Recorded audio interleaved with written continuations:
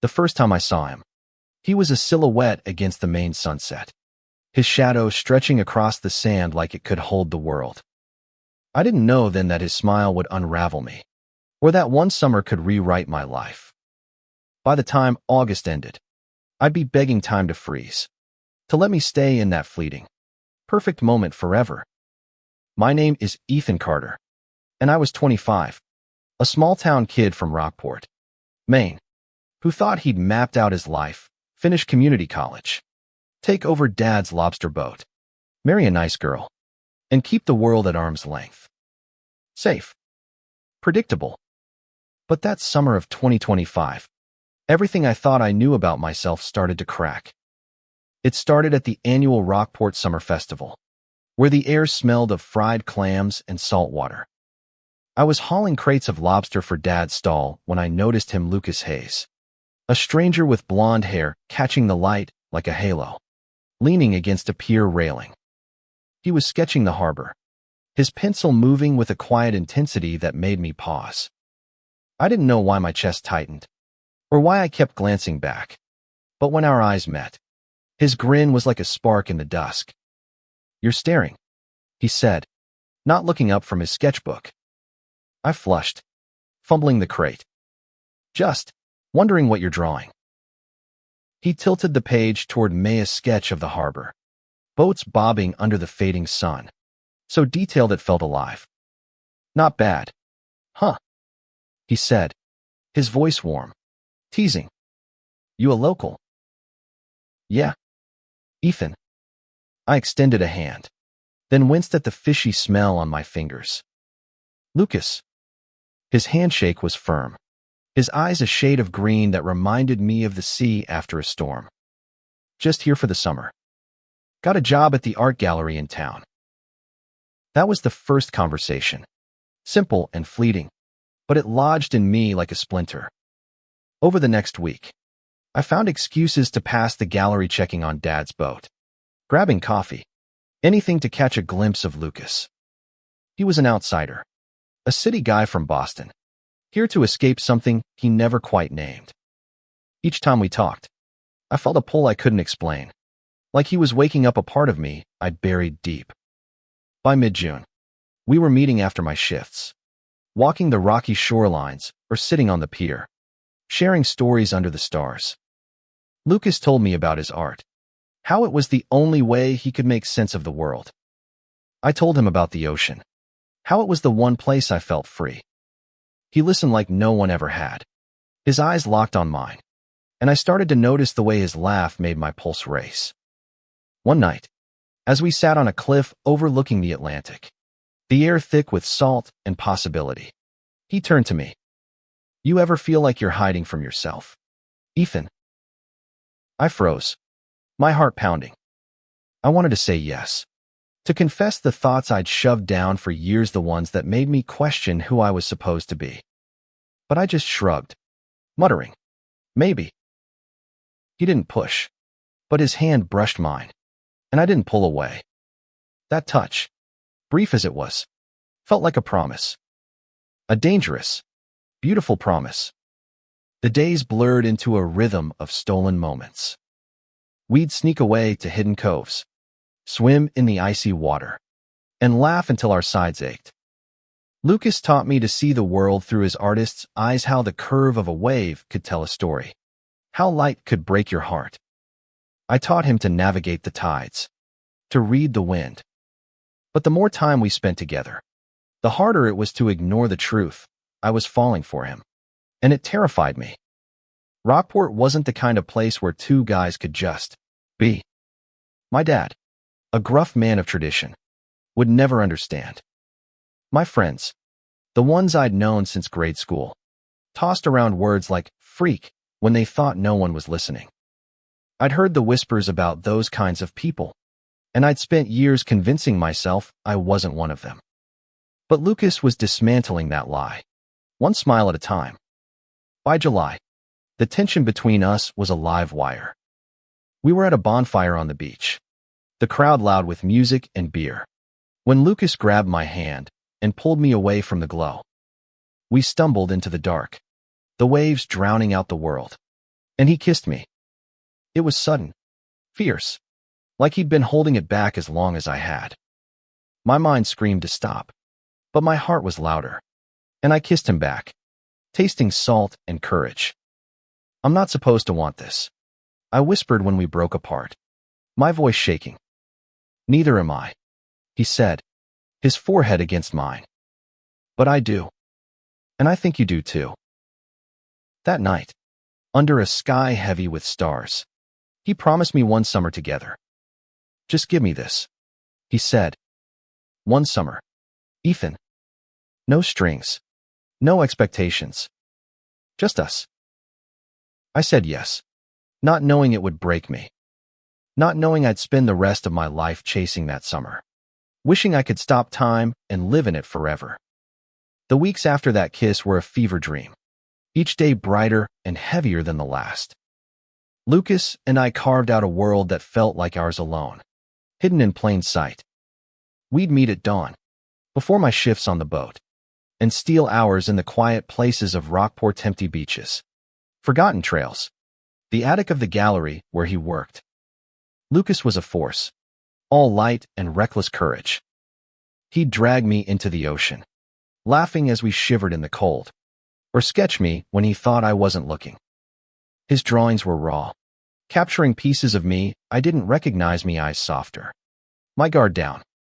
You're more than you let yourself be, he'd say, and I wanted to believe him. But the weight of who I was supposed to be never left.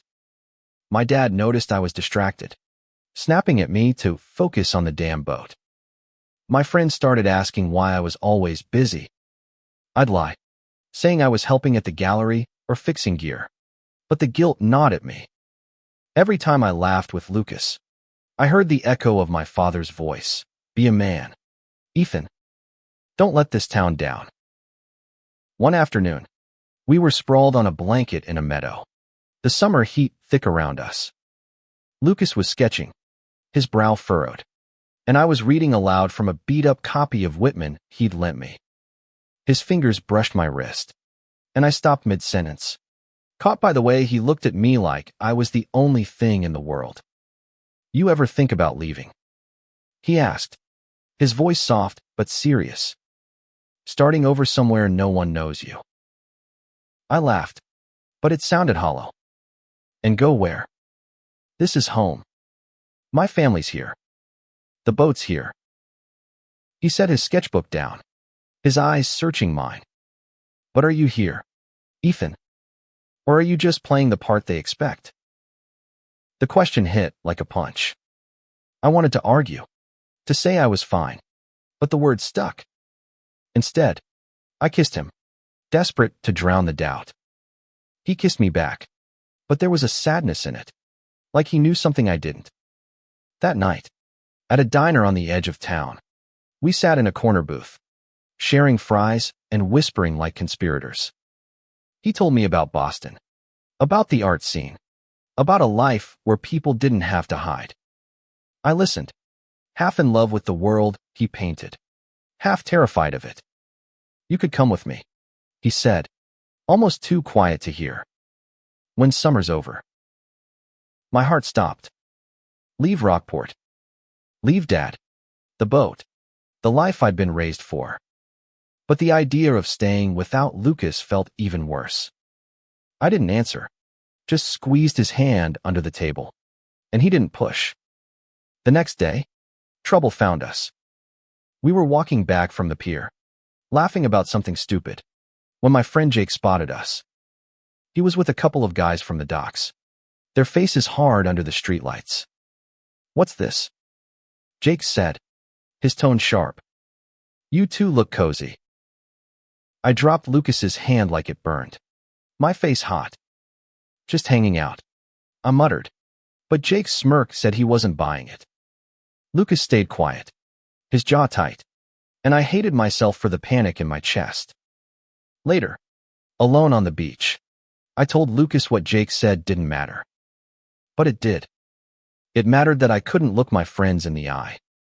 It mattered that I was lying to my dad every day. It mattered that I was falling for someone I wasn't supposed to want, in a town that wouldn't forgive me. I don't care what they think, Lucas said, his voice fierce. I care about you. But you've got to decide. Ethan, you can't live half in and half out forever. His words stung because they were true. I was tearing myself apart, caught between the life I'd always known and the one I was starting to imagine. That night, I lay awake, replaying his question, "Are you here, Ethan?" I didn't have an answer, but I knew one thing: I wasn't ready to let him go. July burned hotter, and so did we. Lucas and I were reckless now, stealing kisses in the gallery's storage room, holding hands in the shadows of the dunes. Every touch felt like a rebellion, every moment a theft from a world that didn't want us. But the more I gave in, the louder the fear grew. One evening, we drove to a lighthouse an hour up the coast, a place where no one knew us. The wind whipped through our hair as we climbed the spiral stairs, the ocean roaring below. At the top, Lucas leaned against the railing, his face lit by the beacon's glow. "This is what I want," he said. "You, me, and no one telling us who we're supposed to be." I wanted it too, so badly it hurt. But when I tried to picture it leaving Rockport, starting over, the image blurred. "What if I can't?" I said, my voice barely above the wind. "What if I'm not brave enough?" He took my face in his hands, his eyes fierce. "You're braver than you think, Ethan. You just haven't seen it yet." That night, we stayed at the lighthouse until dawn, wrapped in a blanket, talking about everything and nothing. He told me about his mom, who'd kicked him out at 17 when he came out. He'd survived on his own, building a life through his art, but the scars were there, in the way he flinched at certain memories. I told him about my mom, who died when I was 10, and how Dad had never been the same. How I felt like I owed him my life, even if it wasn't mine to give. The closer we got, the more I saw the cracks in Lucas. He was fearless on the surface, but underneath, he was running from his past, from the fear of being hurt again. I wanted to be his anchor, but I was barely holding myself together. Back in Rockport, the whispers were growing. Jake and his buddies watched me too closely, their jokes cutting deeper. At the docks, I overheard my dad talking to a friend about keeping the family name strong. Each word was a weight, pulling me back to the life I was supposed to want. One night, Lucas and I were at the gallery after hours, music playing softly as he painted. I was sprawled on the floor, watching him work, when he turned to me, paint smudged on his cheek. "I'm falling for you, Ethan," he said, his voice raw, "and it scares the hell out of me." My heart leapt and sank at the same time. "Me too," I admitted. "But I don't know how to do this. Not here." He crossed the room, kneeling beside me. "Then come with me. Boston, New York, anywhere. We'll figure it out." I wanted to say yes, but the words wouldn't come. Instead, I pulled him close, kissing him like it could stop time. But time was the one thing we couldn't outrun. The next day, everything shattered. I was at the docks, hauling traps, when Jake cornered me. "Heard you've been spending a lot of time with that city boy," he said, his voice low and mean. "People are talking. Ethan, you better watch yourself." I laughed it off, but my hands shook. That night, I told Lucas we needed to be more careful. His face fell, and for the first time, I saw anger in his eyes. "Careful," he said. "I'm not ashamed of you, Ethan. Are you ashamed of me?" "No," I said, too quickly. But the truth was messier. I wasn't ashamed of him, I was ashamed of myself, of the part of me that wanted him, that didn't fit the life I'd been raised for.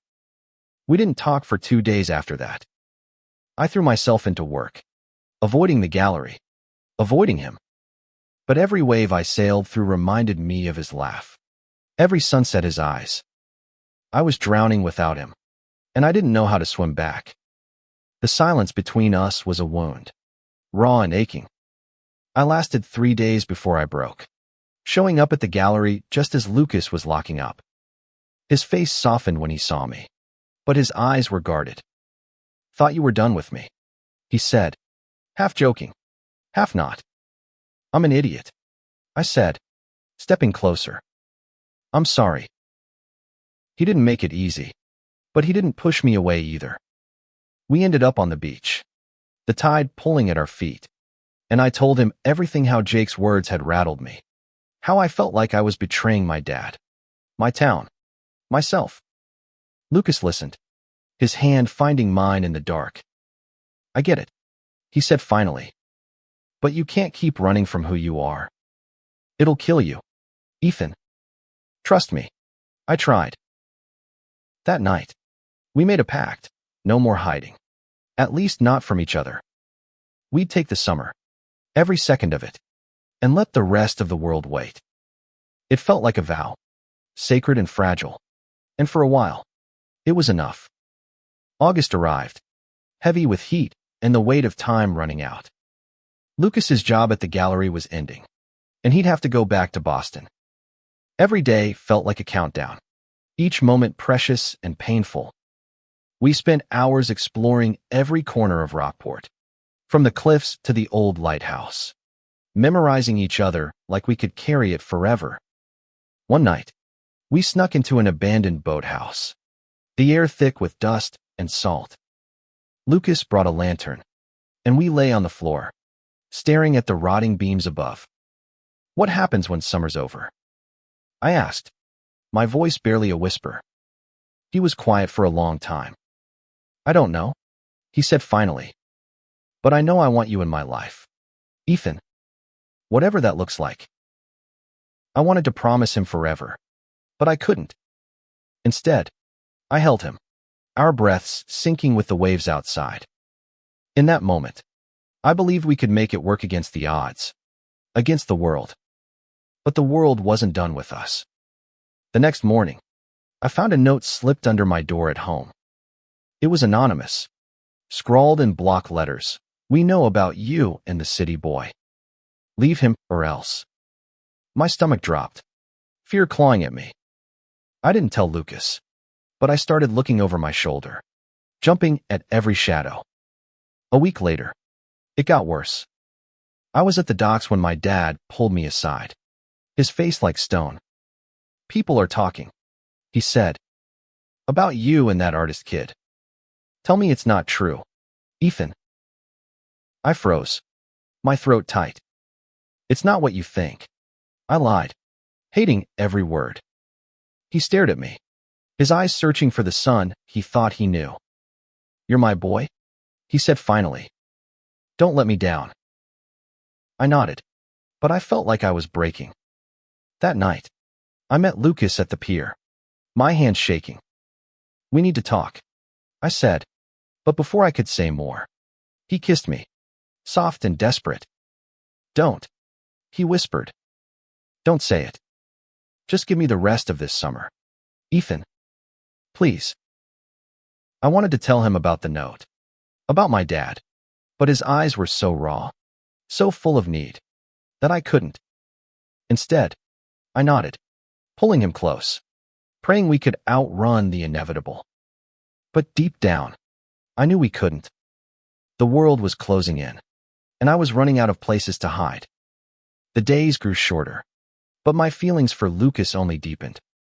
Every glance, every touch, was a lifeline, pulling me through the fear that shadowed us. We were careful now, meeting in secret, avoiding the docks, the diner, anywhere eyes might linger too long. But even in hiding, we found joy, carving out moments that felt like ours alone. One evening, we hiked to a secluded bluff, the ocean sprawling below us. Lucas spread out a blanket, and we lay there, watching the stars emerge.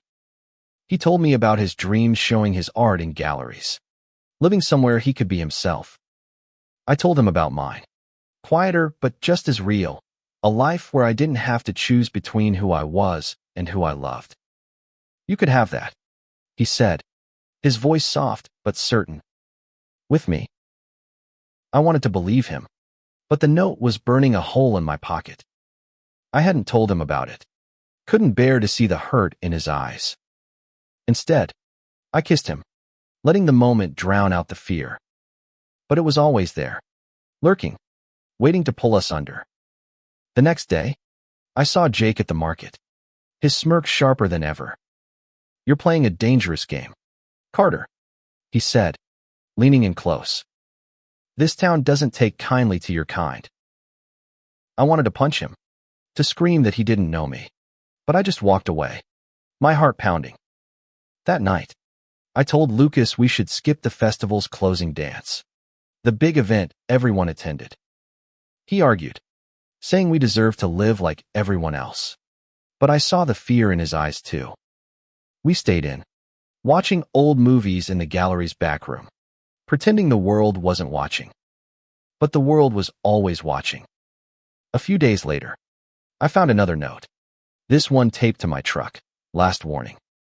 End it." I tore it up, but the words seared into me. I started pulling away, canceling plans, making excuses. Lucas noticed, his questions sharp with worry. "What's going on, Ethan?" he asked one night, his voice breaking. "Are you giving up on us?"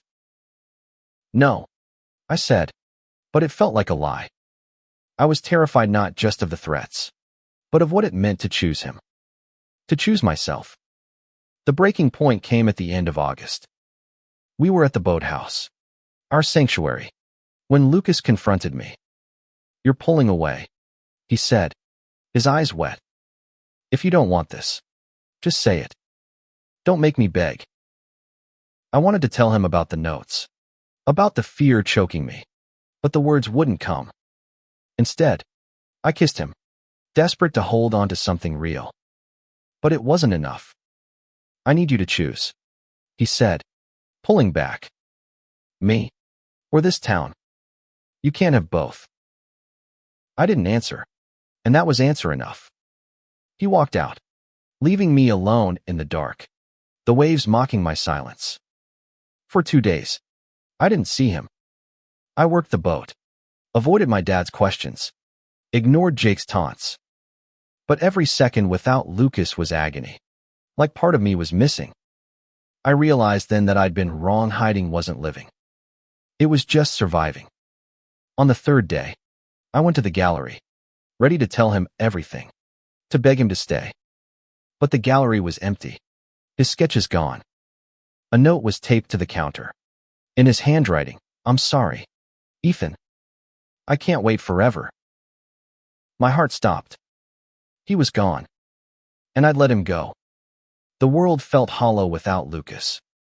I moved through the days like a ghost, hauling traps, nodding at Dad's orders. But my mind was stuck on him, his laugh, his sketches, the way he made me feel alive. I'd lost him, and worse, I'd lost myself. I searched for him everywhere, the pier, the beach, the gallery, but he was gone. Back to Boston. Back to a life I wasn't brave enough to follow. The note stopped, but the fear didn't. I saw it in Jake's smug glances, in the way my dad avoided my eyes. I'd chosen safety, and it felt like betrayal. A week after Lucas left, I found one of his sketches tucked in my jaqueta, drawing of me, standing on the cliffs, my face lit with a smile I didn't recognize. On the back, he'd written, "You're enough, Ethan. Be brave." I broke down, clutching the paper like it could bring him back. I couldn't keep living like this, half a person, hiding from the truth. So I made a choice. I went to my dad, my hands shaking, and told him everything about Lucas, about me, about the part of myself I'd tried to bury. His face hardened, but he didn't yell. "You're my son," he said finally. "But I need time." It wasn't acceptance, but it was a start. I left his house feeling lighter, like I'd finally claimed a piece of myself. But the ache for Lucas didn't fade. I needed to find him, to tell him I was ready to try for us. For me. I drove to Boston, my heart in my throat, with only his sketch and an address he'd mentioned once. The city was overwhelming, all noise and lights. But I found his apartment, a small walk-up in a crowded neighborhood. When he opened the door, his eyes widened, then softened. "Ethan," he said, his voice breaking. "What are you doing here?" "I was wrong," I said, the words spilling out. "I was scared, but I'm not anymore. I want you. I want us."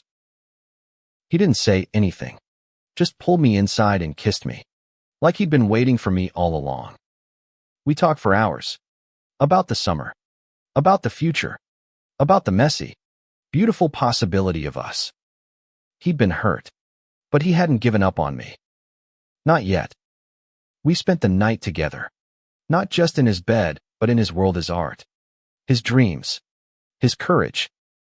For the first time, I felt like I could belong there, like I could build a life that was mine.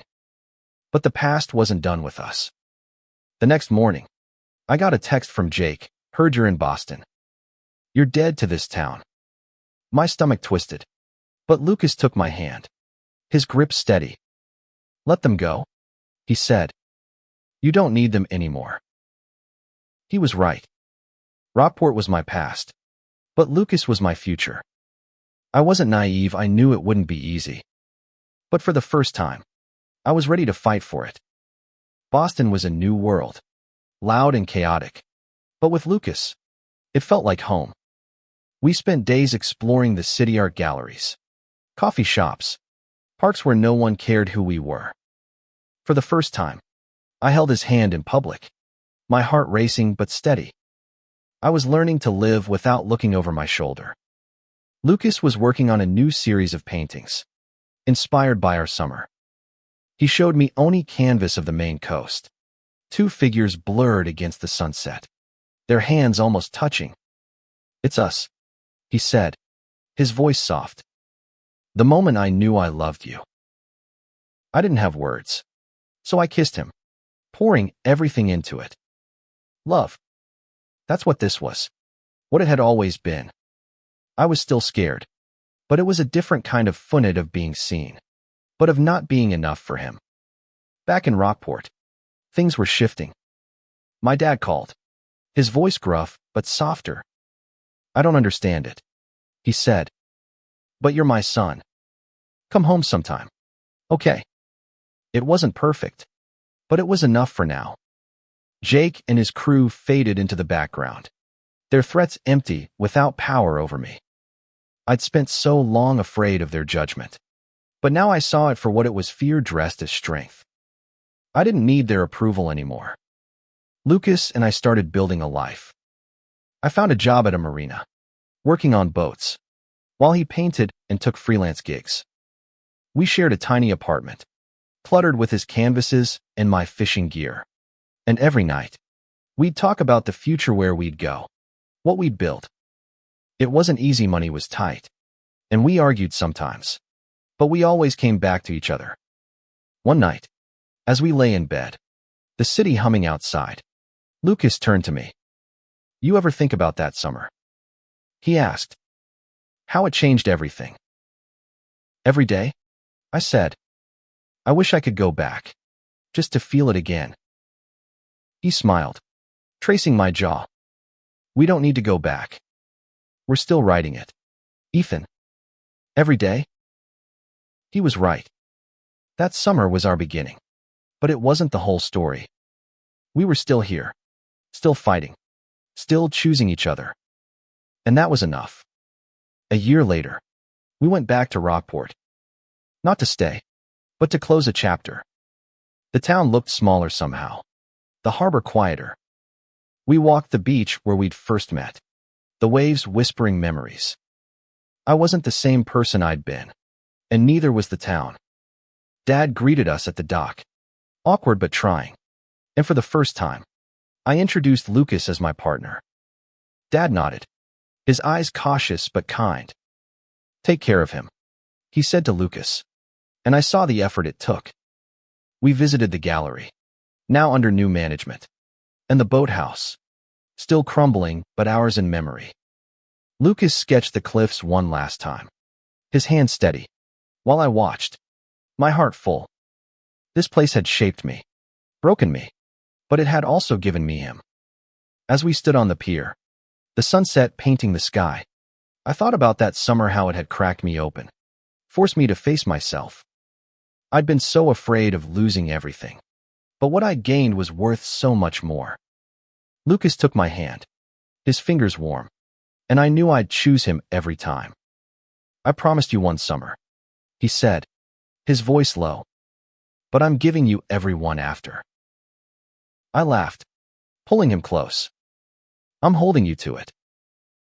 We left Rockport the next day, driving back to Boston, to our life. The road stretched ahead, uncertain but ours. That summer had been a spark, a moment that changed everything. But it was the days after the hard, beautiful days that made us. I couldn't stop time, but I didn't need to. With Lucas, every moment was enough. And as the ocean faded in the rear view, I realized I wasn't chasing that summer anymore. I was living it, every day, with him. Forever wasn't a place or a promise, it was us, choosing each other, no matter what came next.